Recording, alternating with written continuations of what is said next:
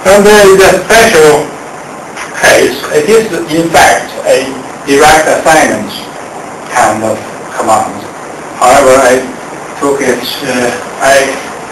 used it as an explanation for a simple way to define a vector.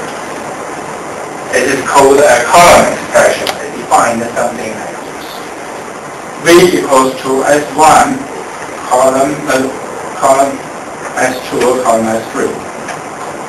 Which means that you can create a row vector starting from S1 with the increment of S2 and up to S3. You can create a row vector. Here I will give you an example. T, the time, we can often use it later on. And what does this mean? If you create a row vector, start from 0, then 0.2, 0.4 with increment of 0.2, and 0.6 up to 3. And next one is 3.2 larger than pi, so it will not be generated. So we can generate a row vector like this, 0, 0.2, 0.4 up to 3. So in this case, we can define easily a row vector.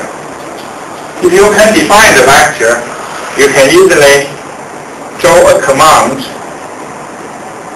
draw a plot like this. I will explain it to you later.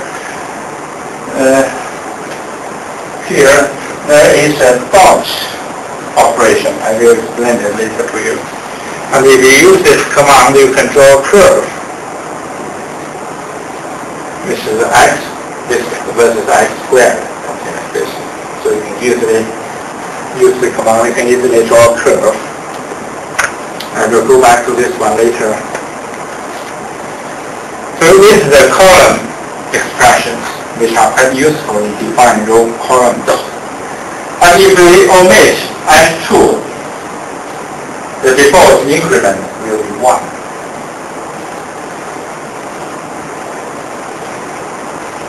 So S equals to 0, pi. The result should be something like this. The increment is 1. And what happened to this? T is 0 minus 1 pi. It is still a valid expression. However, because there is no such a vector, so the result will be an empty matrix. 1 by 0, quite strange. 1 row, 0 column. It should be an empty matrix. And for this one, pi with the increment of minus 1 to 0 should be something like this.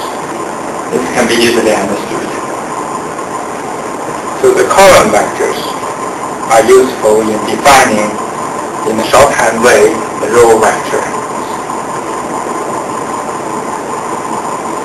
Now let's consider interesting topics.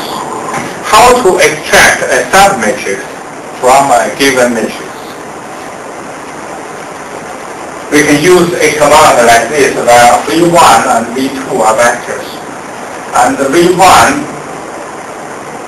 they contain the information you want to extract, the row information from the matrix you want to extract. And V2, the column information, the column numbers you want to extract from A.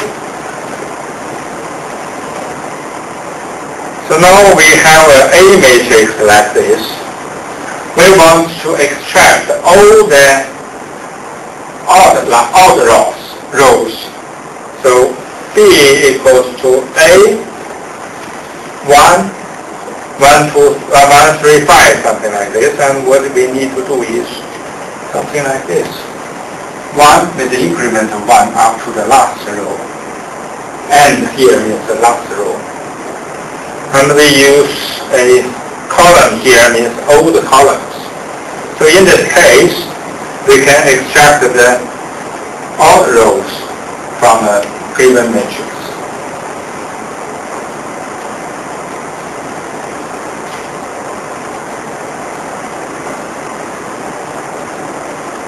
If we are doing this, we can extract the old rows from in reverse order. So we can easily get the result like this.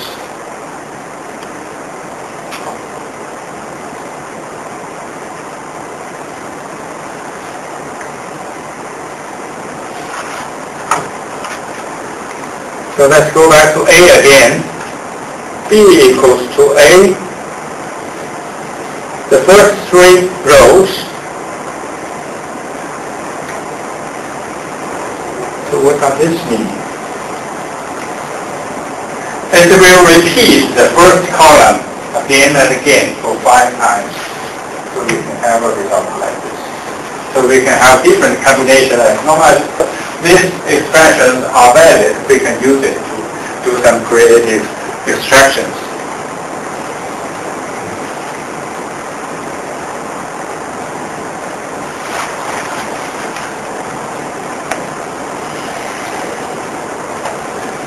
So now we can move to another